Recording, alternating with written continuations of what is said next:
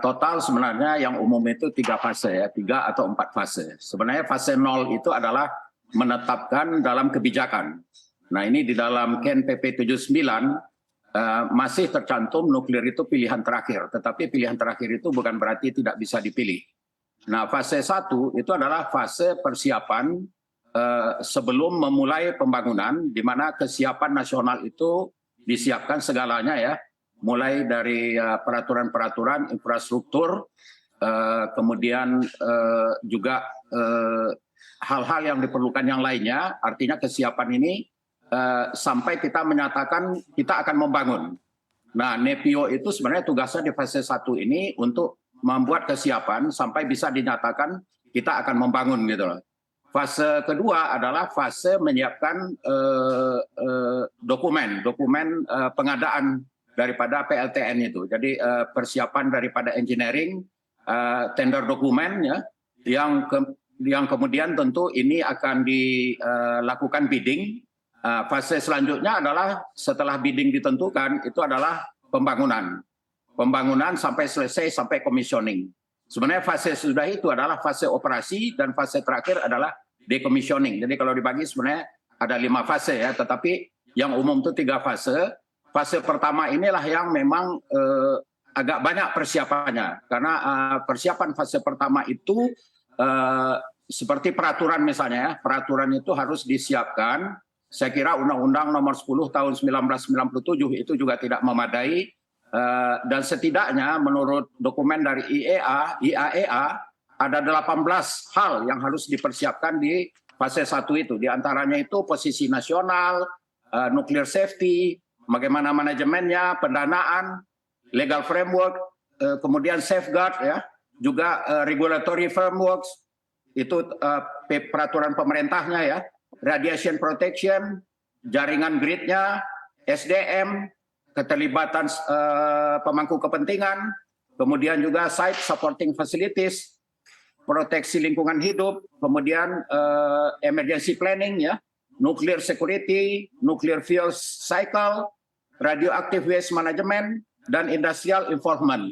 Nah, semuanya ini disiapkan oleh NEPIO, yang saya kira NEPIO akan mempersiapkan baik itu peraturan-peraturan, kemudian undang-undang dulu saya kira ya, saya mulai dari undang-undang ketenagaan nukliran yang perlu dilengkapi, tidak cukup dengan undang-undang EBET kalau dari pandangan saya, kemudian disusul oleh peraturan-peraturan satu persatu, karena semuanya harus diadres sampai memenuhi adres daripada IAEA ini. Arahan IAEA itu ada 18 buah tadi. Nah, sementara itu juga secara nasional dilakukan tentu semacam konsolidasi ya, perundingan semua, karena ini PLTN ini walaupun akan, tetapi kan tetap ada pro dan kontranya.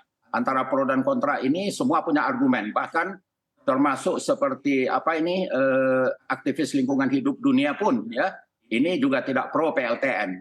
Mungkin WALHI, kemudian Greenpeace ya, itu tidak pro. Nah, ini yang semuanya disiapkan sehingga semua menerima nanti dan semua diputuskan secara nasional.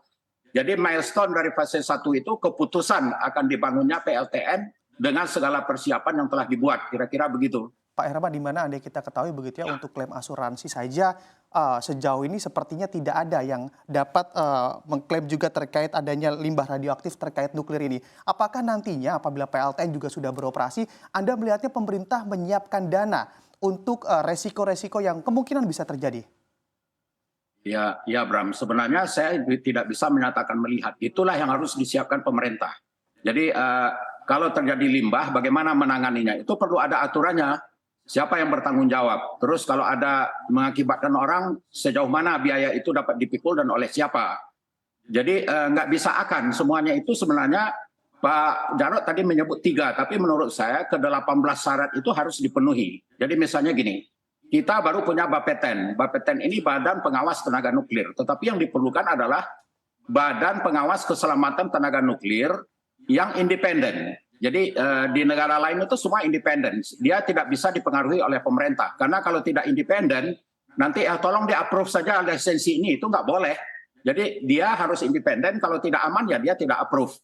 Jadi pada fase 1 ini dipersiapkan segala legal framework itu. Jadi aturan-aturan itu perlu disempurnakan, perlu jelas dari depan gitu. Misalnya gini, public acceptance itu harus berdasarkan aturan, tidak bisa hanya dilakukan survei aja. Aturan tentang public acceptance seperti apa? Kita bisa mengcopy apa yang udah ada dibuat di negara lain. Kemudian tentang misalnya nuclear waste manajemen.